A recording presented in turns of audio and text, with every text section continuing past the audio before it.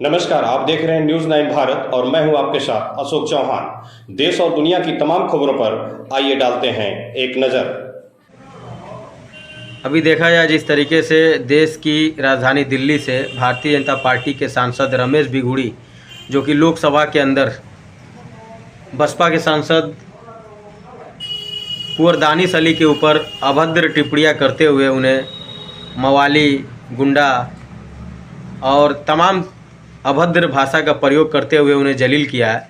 और जिस तरीके से देखा जाए आज विपक्ष भी काफ़ी आक्रामक दिखाई दे रहा है। तमाम लोग जो है कार्रवाई की मांग कर रहे हैं कि लोकसभा उसके ऊपर कार्रवाई करें। तो क्या इस तरीके से अगर लोकसभा के अंदर एक भारतीय जनता पार्टी के सांसद अगर बसपा के सांसद को जलील कर रहे हैं, क्या ये कहाँ तक सही, आप बताएं। नमस्कार। सबसे पहले इस घटना पे मैं खेद जताना चाहूँगा और कुल मिला के बस इतनी बातों से आप समझ जाएंगे कि जब सड़क के लुच्चे लफंगे सांसद बनकर संसद में पहुंच जाते हैं तो यही सब होगा।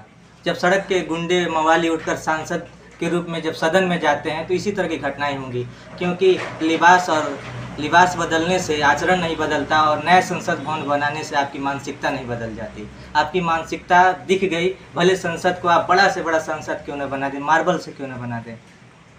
आपने संसद की मर्यादाओं को ठेस पहुंचाई है। इसमें तो भारतीय जनता पार्टी के वो तो लुच्चा है ही हैं, साथ में जो पीछे हंस रहे थे वो भी मुझे मवाली के रूप में नजर आए। असली मवाली तो ये लोग हैं।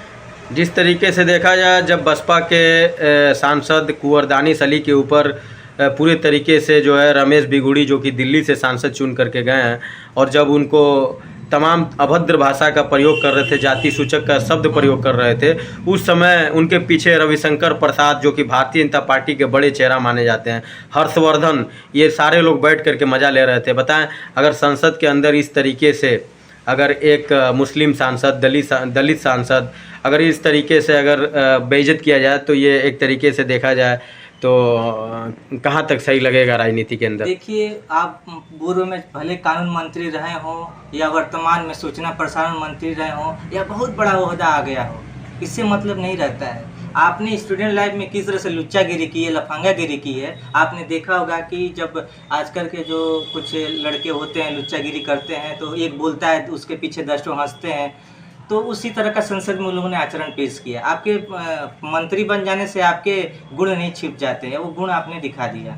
तो आपको शर्म आनी चाहिए कि आप संसद में बैठकर ऐसा कृत्य करते हैं, ऐसा भाषा बोलते हैं। और मुसलमान भाइयों की बात जहाँ तक आती है तो आज के जनमानस को ये पता नहीं है कि हमारे मुसलमान भाइयों ने इस देश में जब आज़ादी की लड़ाई लड़ी गई थी उस समय न जात देखा गया, न धर्म देखा गया, जिसकी जो बनती थी वो कुर्बानी अपना दिए।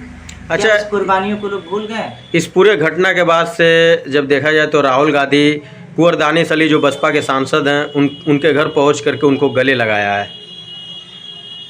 ये बहुत अच्छी बात है और ये इतना मुझे क्रोध आ रहा है और मैं अपने आप को कंट्रोल कर रहा हूँ कि मैं उनकी तरह नहीं बोलना चाहता कुछ। और सांसद राहुल गांधी जी बहुत अच्छे व्यक्ति हैं और वो गले लगा रहे हैं तो उनकी जो कर्तव्य वो कर रहे हैं। लेकिन अच्छा लगता है कि जब जो वर्तमान जो सत्ता पक्ष के लोग हैं वो लोग इस पर त्वरित कार्रवाई करते, ऐसे बेहुद्दे और छिछोरे सांसदों का बर्खास्ती करते, उनको सदन से बाहर करते।